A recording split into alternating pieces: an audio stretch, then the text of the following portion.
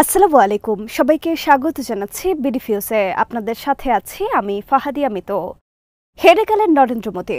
দক্ষিণ এশিয়ায় একক পরাশক্তি হওয়ার ভারতের দম্ভ চূর্ণ হয়েছে মাত্র ৫ ঘন্টার যুদ্ধে। আন্তর্জাতিক গণমাধ্যমগুলো বলছে পাকিস্তানের পাল্টা হামলায় হতচকিত হয়ে পড়ে ভারত। আরও বড় ধরনের ক্ষতি এড়াতে যুদ্ধবিরতির পথে এগোতে থাকে ভারত। এর মধ্যে মার্কিন যুক্তরাষ্ট্র এমন কিছু গোয়েন্দা তথ্য জানতে পারে তাতে ভারতের বিপর্যয় ছিল অবধারিত। ফলে মার্কিন পররাষ্ট্রমন্ত্রী কথা বলেন পাকিস্তানের সাথে যুদ্ধবিরতিতে রাজি হয় উভয় দেশ। বিস্তারিত থাকছে আলফাজ আনামের প্রতিবেদনে।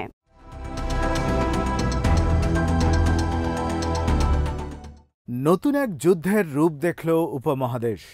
প্রথাগত যুদ্ধের বদলে ব্যবহার হয়েছে নতুন অস্ত্র ও নতুন কৌশল। এর ফলে যুদ্ধের ক্ষয়ক্ষতির ঝুঁকি বেড়েছে। মাত্র ৩ দিনের সীমিত আকারে যুদ্ধে ভারতের অহংকার ধুলোয় মিশে গেছে। ভারতের ৩ অত্যাধুনিক সমরাস্ত্র রাফালে ফাইটার জেট, ইসরায়েলের হার্প কামিকাজে ড্রোন এবং S-400 মিসাইল ব্যবস্থা ধ্বংসের দাবি করেছে পাকিস্তান। দুই পক্ষই কাশ্মীরের বাইরে সামরিক বিমান ঘাঁটি এবং প্রধান শহরগুলিতে আক্রমণ করেছে। দ্য ইকোনমিস্ট এক বিশ্লেষণে বলেছে, লড়াইয়ে ক্ষেপণাস্ত্র এবং ইসরায়েলি ড্রোন থেকে শুরু করে চীনা যুদ্ধবিমান পর্যন্ত অত্যাধুনিক প্রযুক্তির ব্যবহার হয়েছে। সীমিত আকারের এই যুদ্ধে এসব অস্ত্রের পরীক্ষাগারে পরিণত হয়।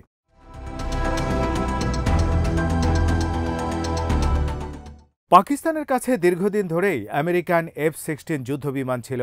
ধারণা করা হতো যুদ্ধে এই যুদ্ধবিমান ব্যবহার করবে দেশটি। কিন্তু যুদ্ধে নতুন চমক সৃষ্টি করে নতুন চীনা J-10C যুদ্ধবিমান। এই যুদ্ধবিমানে PL-15 দূরপাল্লার আকাশ থেকে আকাশে নিক্ষেপযোগ্য ক্ষেপণাস্ত্র রয়েছে, যা ভারতের 2টি রাফালে যুদ্ধবিমান বিধ্বস্ত করে।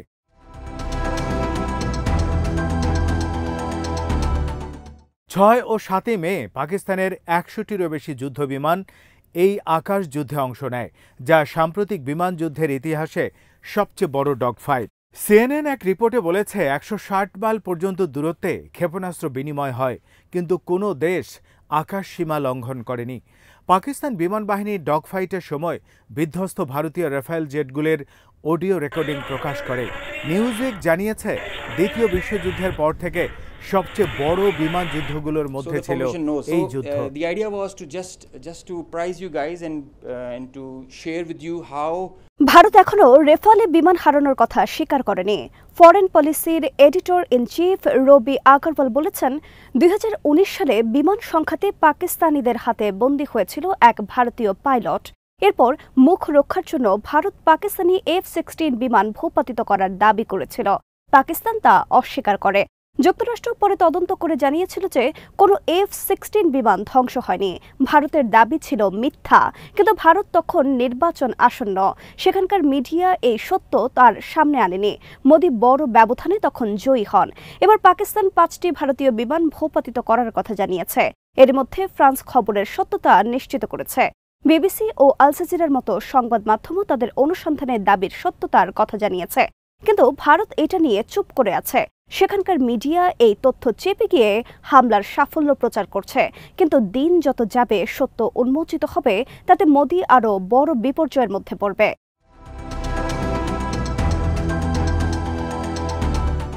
প্রথম দিনের যুদ্ধে ভারত রাফালে সহ 5টি যুদ্ধবিমান হারানোর পর পাকিস্তানের 3টি বিমান ঘাঁটিতে হামলা চালায় ভারত। এর মধ্যে গুরুত্বপূর্ণ নূর খান বিমান ঘাঁটিও ছিল। এরপর পাকিস্তান সমন্বিত হামলার সিদ্ধান্ত গ্রহণ করে। অপারেশনের নাম দেয়া হয় বুনিয়ানুন মারসুস। এটি ছিল পবিত্র কোরআনের একটি আয়াতের নাম। সূরা আস-সাফের আয়াতে বলা হয়েছে, আল্লাহ তাদেরকেই ভালোবাসেন যারা আল্লাহর পথে যুদ্ধ করে সারিবদ্ধভাবে সীসা ঢালা প্রাচীরের মতো। পাকিস্তানের এই অপারেশনের নাম ছিল সীসা ঢালা প্রাচীর।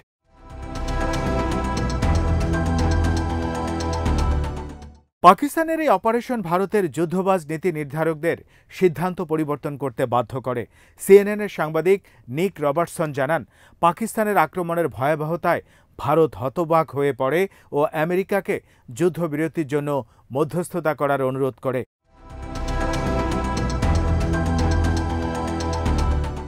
হামলার শুরুতেই পাকিস্তানের মিসাইল আঘাত করে পাঞ্জাবের ব্রাহ্মোস মিসাইল গুদামে। এছাড়াও সাইবার হামলা চালানো হয়েছে ভারতের পাওয়ার গ্রিড বা বিদ্যুৎ ব্যবস্থাপনায়। ধ্বংস করা হয় পাঠানকোট ও উধমপুরের দুটি বিমান ঘাঁটি। পাকিস্তানের পক্ষ থেকে দাবি করা হয় ভারতের S-400 মিসাইল ব্যবস্থা ধ্বংস করা হয়েছে। যদি এটি হয়ে থাকে তবে তা হবে ভারতের জন্য আরেকটি বড় আঘাত, কারণ রাফালের মতো S-400 শুধু ব্যয়বহুল আকাশ প্রতিরক্ষা ব্যবস্থা নয়, দেশটির আকাশ সুরক্ষার জন্য এই মিসাইল ব্যবস্থা সবচেয়ে বেশি কার্যকর বলে মনে করা হয়। রাশিয়ার তৈরি এই আকাশ সুরক্ষা ব্যবস্থা আছে মাত্র 3টি দেশের কাছে। এর নির্মাতা রাশিয়া, তার মধ্যে মিত্র চীন ও তুরস্কের কাছে রয়েছে।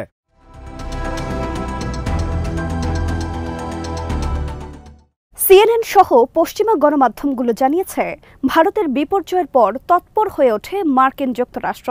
এই যুদ্ধের ওপর নজর রাখছিলেন হোয়াইট হাউসের শীর্ষ 3 কর্মকর্তা, ভাইস প্রেসিডেন্ট জেডি ভ্যান্স, পররাষ্ট্রমন্ত্রী এবং জাতীয় নিরাপত্তা উপদেষ্টা মার্কো রুবিও এবং হোয়াইট হাউসের চিফ অব স্টাফ সুসি ওয়াইলস। তারা এমন কিছু গোয়েন্দা তথ্য জানতে পারেন যাতে এই যুদ্ধে ভারতের পরাজয় শুধু নয়, পুরো এশিয়ার গতিপথ বদলে দেবে। দ্রুত তৎপর হয়ে ওঠে হোয়াইট হাউস। যুদ্ধ বন্ধ করতে মোদির সাথে তাৎক্ষণিক কথা বলেন মার্কিন ভাইস প্রেসিডেন্ট জেডি ভ্যান্স।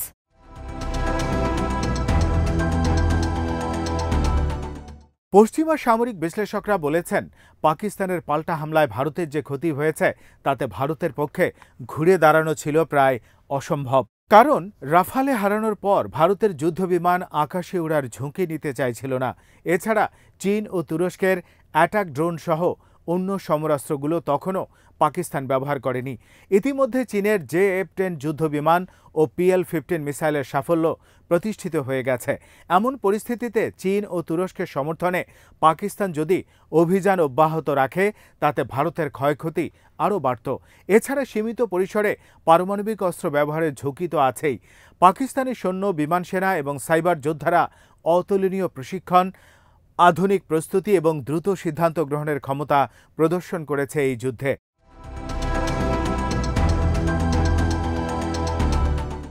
যুদ্ধ শুরু হওয়ার পর থেকে পাকিস্তান তার মিত্রদের কাছ থেকে পুরোপুরি সমর্থন পেয়েছে। চীন ছাড়াও তুরস্ক ও আজারবাইজান প্রকাশ্য সমর্থন দেয়।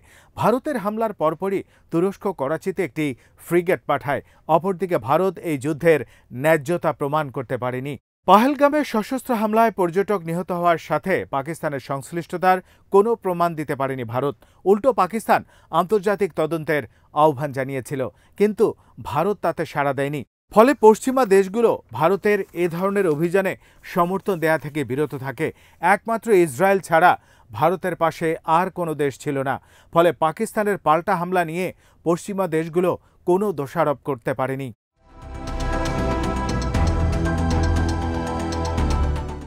সামরিক বিশ্লেষকরা বলছেন, ভারত ও পাকিস্তানের মধ্যে পুরো মাত্রায় যুদ্ধ হলে তার রূপ কেমন হতে পারে তার একটি মহড়া ছিল এই যুদ্ধ। রিয়েল টাইম তথ্য, আধুনিক সমর প্রযুক্তির কাছে অনেক বড় দেশ নাস্তানাবুদ হয়ে যেতে পারে। ভারত তার সামরিক সক্ষমতা নিয়ে যেই গর্ব করত, এই যুদ্ধের পর তাদেরকে নতুন করে ভাবতে হবে। সামরিক বিশ্লেষকরা বলছেন, প্রথাগত সামরিক সক্ষমতা দিয়ে এখন আর পাকিস্তান ও ভারতের সামরিক শক্তির বিশ্লেষণ করার সুযোগ নেই। পাকিস্তান 10 মে জানায় তারা ভারতের সামরিক লক্ষ্যবস্তুতে ফতেহ-1 ক্ষেপণাস্ত্র ব্যবহার করেছে। এই প্রথমবারের মতো উভয় পক্ষই ভূমি থেকে ভূমিতে নিক্ষেপযোগ্য ক্ষেপণাস্ত্র ব্যবহারের দাবি করেছে। এই ক্ষেপণাস্ত্রের আরেকটি ভার্সন আছে যেটি পারমাণবিক ওয়ারহেড বহন করতে সক্ষম। ফলে পাকিস্তান সীমিত আকারে পারমাণবিক যুদ্ধের প্রস্তুতি ছিল।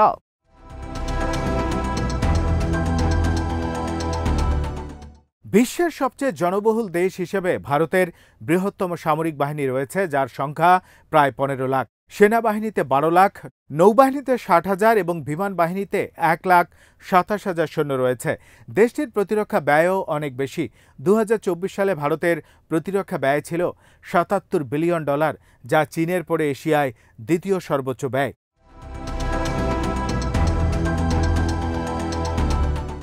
পাকিস্তানের জনসংখ্যার আয়তনে ভারতের 1/5 এবং দেশটি বছরের পর বছর ধরে অর্থনৈতিক সংকটে নিমজ্জিত। গত বছর পাকিস্তানের প্রতিরক্ষা বাজেট ভারতের তুলনায় 10 ভাগের 1 ভাগ। পাকিস্তানে মোট প্রায় 6,60,000 সদস্য রয়েছে, যার মধ্যে 5,60,000 সেনাবাহিনীতে, 23,800 নৌবাহিনীতে এবং 70,000 বিমান বাহিনীতে রয়েছে।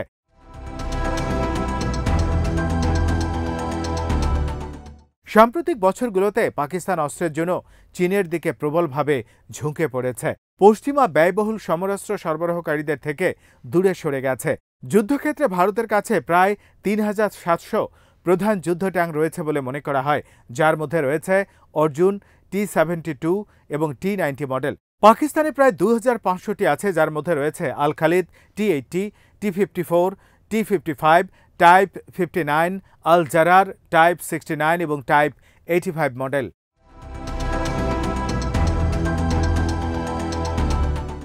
ভারতের কাছে ড্যাসল্ট রাফালে যুদ্ধ বিমান, সুখোই Su-30 এবং মিগ-29, মিগ-27 এবং মিগ-21 যুদ্ধ বিমান রয়েছে। অপরদিকে পাকিস্তানের কাছে J-10 এবং JF-17 রয়েছে। পাশাপাশি যুক্তরাষ্ট্রের F-16 Mirage 3S, Mirage 5S রয়েছে। এছাড়া দুই দেশ পারমাণবিক অস্ত্রের ক্ষেত্রে প্রায় কাছাকাছি।